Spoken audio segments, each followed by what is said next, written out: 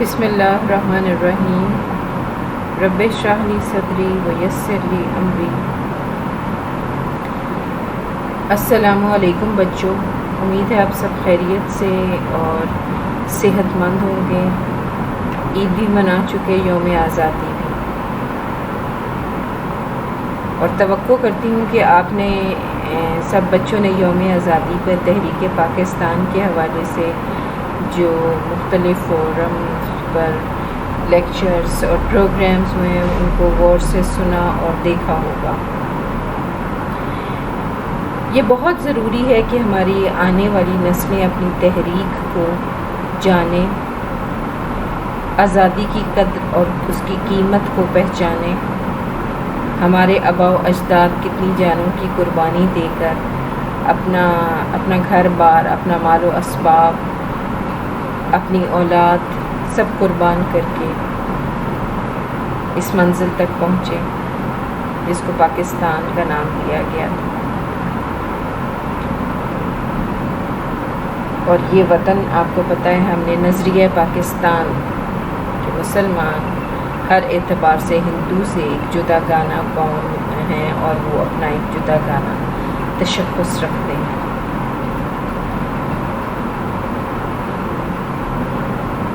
پہلے ہم نے سٹارٹ کیا تھا اپنا چیپٹر نمبر 3 ابو جعفر منصور۔ اس میں اس کے کردار اور کارنامے اور اس کا تعارف میں آپ کو پڑھا چکی ہوں۔ آج کے لیکچر میں آپ کو اس کا ایک سب ہیڈنگ ہے امام محمد نفس الزکیہ کے نام سے۔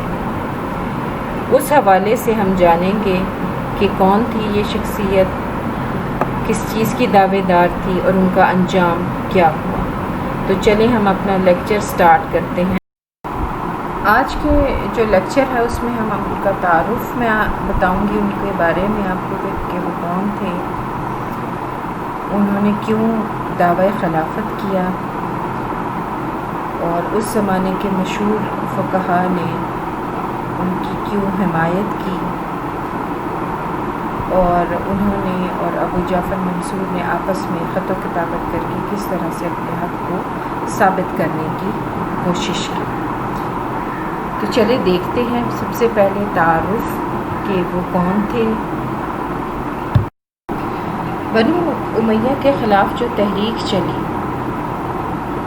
اس میں یہ فیصلہ شروع سے ہی کر لیا گیا تھا کہ کامیابی کی صورت میں خلافت جو ہے وہ علویوں یا فاطمیوں میں سے کسی کو ملے گی، لیکن جیسے ہی یہ تحریک کامیاب ہوئی تو اقتدار الصفا کو ملا۔ امام حسین علیہ السلام کی اولاد میں سے امام جعفر صادق جو کہ چھٹے امام تھے، وہ سیاسی اعتبار سے کسی قسم کی کوئی خواہش نہیں رکھتے تھے خلافت کے حوالے سے، اور اپنے پیروکاروں کو بھی منع کرتے تھے۔ تاہم امام حسن علیہ السلام کی اولاد میں سے ایک بزرگ تھے محمد بن عبداللہ، انہوں نے اس چیز کو نہیں اپنایا اور منصور کے زمانے میں بغاوت کی۔ ان کا نام حضور صلی اللہ علیہ وسلم کے نام کے مثل محمد اور ان کے والد کا نام حضور صلی اللہ علیہ وآلہ وسلم کے والد کے مثل عبداللہ تھا، اور لوگ مجدد کامل کے بارے میں جو احادیث تھیں ان کو بھی آپ پر منطبق کرتے تھے اور ان کا ساتھ دیتے تھے۔ جب یہ تحریک مطلب یہ واضح ہو گیا کہ یہ تحریک کامیاب ہو جائے گی، تو مدینہ منورہ میں تمام اہل الرائے کا ایک اجلاس منعقد ہوا تاکہ فیصلہ کیا جا سکے کہ کامیابی کی صورت میں اقتدار کس کو دیا جائے گا، اور اس حوالے سے امام محمد نفس زکیہ کے نام پر اتفاق ہو چکا تھا۔ خود صفا اور اس کا بھائی ابو جعفر منصور بھی ان کے ہاتھ پر بیعت کرنے والوں میں شامل تھے، لیکن جیسے ہی یہ عباسی بامراد ہوئے تو انہوں نے اس فیصلے کو پس پس ڈال کر صفا کو منصب خلافت پر فائز کر دیا۔ نفس زکیہ نے صفا کی بیعت کرنے سے انکار کر دیا۔ اہل مدینہ بظاہر نفس زکیہ پر کے لیے متفق تھے اور بیعت کر چکے تھے، وہ اپنے موقف پر قائم رہے اور ان کو اپنا خلیفہ تسلیم کر دیا۔ صفا نے اس موقع پر حکمت عملی سے کام لیا نفس زکیہ کو اپنے احسانات جتا کر انہیں اپنے ارادے سے باز رکھنے کی درخواست کی، چنانچہ انہوں نے صفح کے عہد میں خروج نہیں کیا۔ جب صفح کے بعد منصور برسر اقتدار آیا تو اس نے فوراً حاکم مدینہ زیاد بن عبداللہ کو تاکید کی کہ وہ نفس زکیہ کی ہر حرکت سے اسے باخبر رکھے۔ زیاد نے منصور کو یہ یقین دہانی کرائی کہ وہ بہت جلد نفس زکیہ کو گرفتار کر کے مرکز روانہ کر دے گا، لیکن وہ ایسا کرنے پر قادر نہ ہو سکا۔ لہٰذا منصور نے اس کو معزول کر کے قید کر دیا اور نیا گورنر محمد بن خالد کو مقرر کیا۔ جب وہ بھی ناکام ہو گیا تو منصور نے اس کی جگہ رباح بن منصور کو گورنر مدینہ مقرر کر کے اسے نفس زکیہ کے گرفتار کرنے کا حکم دیا۔ رباح نے نہ صرف یہ کہ نفس زکیہ بلکہ ان کے قریبی رشتہ داروں اور والد کو بھی گرفتار کر کے 144 ہجری 761 عیسوی میں بغداد روانہ کر دیا۔ لیکن یہ تمام گرفتاریوں کے باوجود اور کوششوں کے باوجود بھی وہ دونوں بھائیوں جو کہ نفس زکیہ اور نفس الرزیہ کے نام سے مشہور تھے ان کو گرفتار کرنے میں ناکام رہا۔ اگلی اسٹریٹجی اس نے یہ اختیار کی کہ اس نے ان کے قریبی رشتہ داروں کو قتل کرنا شروع کر دیا، جس میں ان کے چچا عباس بن حسن، ابراہیم بن حسن، چچا زاد، بھائی محمد بن ابراہیم شامل تھے۔ منصور بڑا فکر مند تھا، حج کی نیت سے مکہ پہنچا تاکہ اس دوران وہ خود تلاش کر سکے۔ اس پر نفس زکیہ اور ابراہیم بصرہ میں جا کر روپوش ہو گئے۔ منصور ان کے تعاقب میں بصرہ پہنچا، لیکن وہ دونوں بھائی وہاں سے نکل کر عدن چلے گئے۔ منصور مایوس ہو کر واپس بغداد آ گیا۔ اس دوران وہ عدن چھوڑ کر سندھ میں روپوش ہو گئے۔ کچھ عرصہ بعد وہاں سے پلٹ کر کوفہ چلے گئے۔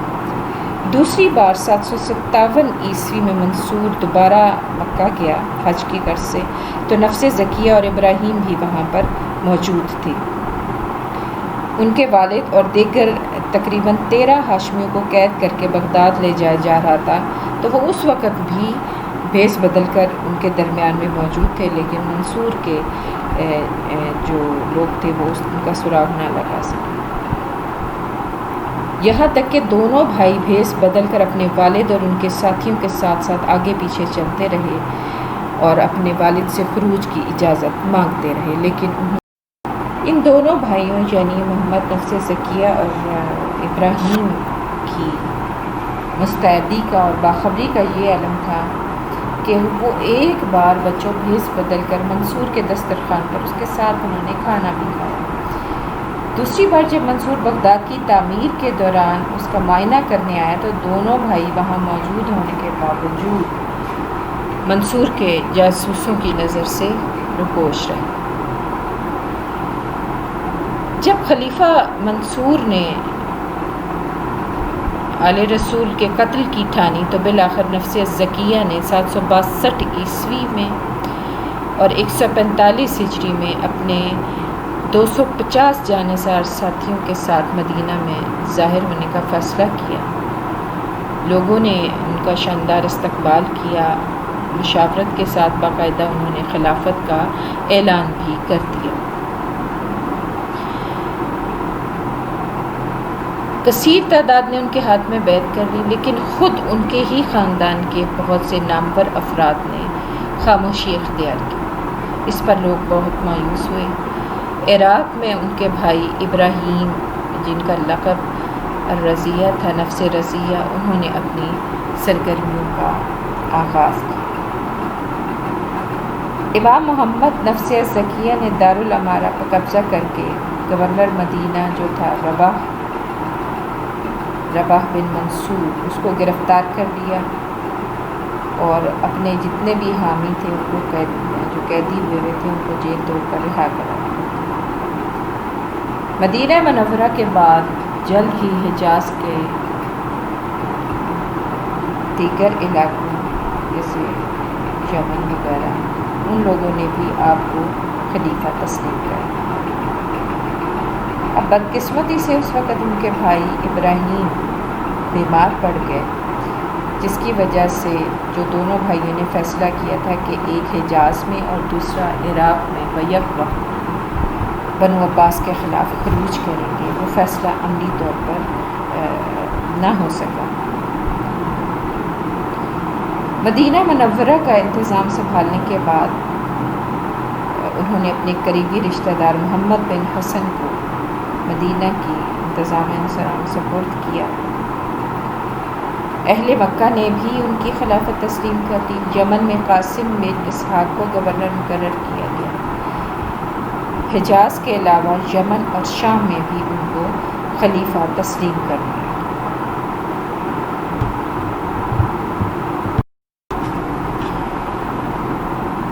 نفس زکیہ کے اعلان خلافت کے بعد بہت سی اہم شخصیات جو تھیں انہوں نے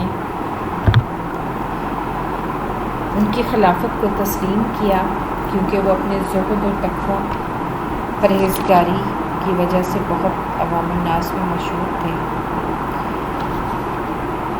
اس وقت دو عظیم ہستیاں تھیں عالم اسلام میں، امام مالک اور امام ابو حنیفہ۔ عراق میں ابو جعفر منصور کی بجائے ان لوگوں نے نفس زکیہ کی حمایت کا اعلان کر کے پوری دنیا اسلام میں ایک تلاطم برپا کر دیا، اور ظاہر ہے ان کی حمایت سے نفس زکیہ کو بڑی تقویت ملی۔ امام مالک نے منصور کی بیعت فسخ کرنے کا فتویٰ دیا، اور امام ابو حنیفہ نے اہل بیت کو مالی امداد فراہم کی۔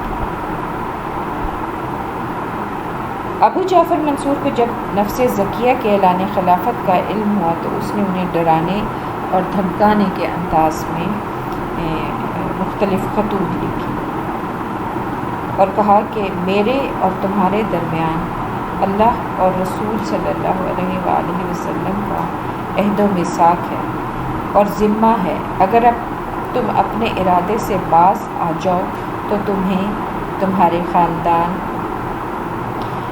اور تمہارے پیروکاروں کو جان و مال اور اسباب کی امان دیتا ہوں، اور اس کے علاوہ جو کوئی اور حاجت بھی تمہاری ہوگی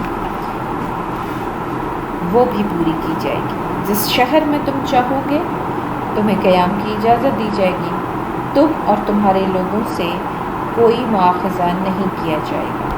اس سب کے لیے اگر تم عہد نامہ لکھوانا چاہو تو وہ بھی لکھا جا سکتا ہے۔ جب یہ خط امام نفس زکیہ یعنی محمد بن عبداللہ کے پاس پہنچا تو انہوں نے بھی اس کا جواب تحریر کیا اور کہا کہ ہم تمہارے لیے ویسی ہی امان پیش کرتے ہیں جیسی کہ تم نے ہمارے لیے پیش کی۔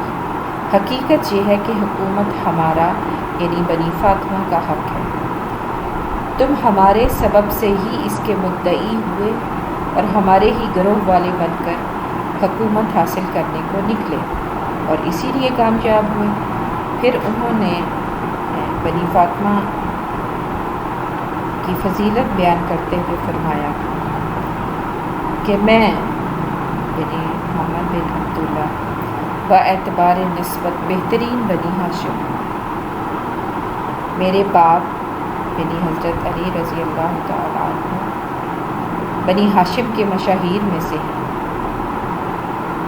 مجھ میں کسی عجمی کی آمیزش نہیں اور نہ مجھ میں کسی لونڈی باندی کا اثر ہے۔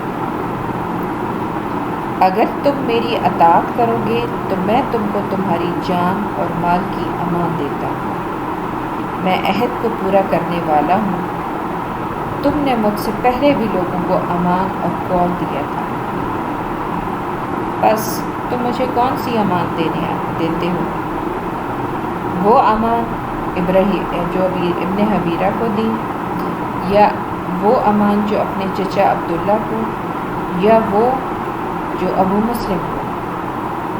اور بچوں آپ کو پتہ ہے جو ہم نے پیچھے پڑھا تھا کہ ان تینوں صورتوں میں ابو جعفر منصور نے وعدہ خلافی کرتے ہوئے ان سب کو قتل کروا دیا۔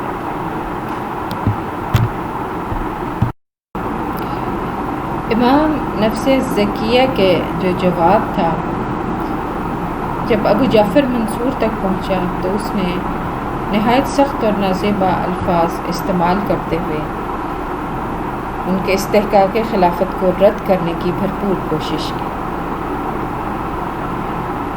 بنو عباس اور بنی فاطمہ کے خاندان کا موازنہ کرتے ہوئے اس نے بنو عباس کو اعلیٰ اور افضل قرار دیا اور کہا اور دلائل سے یہ ثابت کرنے کی کوشش کی کہ در حقیقت رسول اللہ صلی اللہ علیہ وآلہ وسلم کے وارث ہم ہی ہیں، کیونکہ وراثت ہونے کے لیے عورتوں کی قرابت داری کوئی بنیاد ہی نہیں، بلکہ یہ حق مردوں کے لیے مخصوص ہے، کیونکہ انہی سے لوگوں کا نسب چلتا ہے۔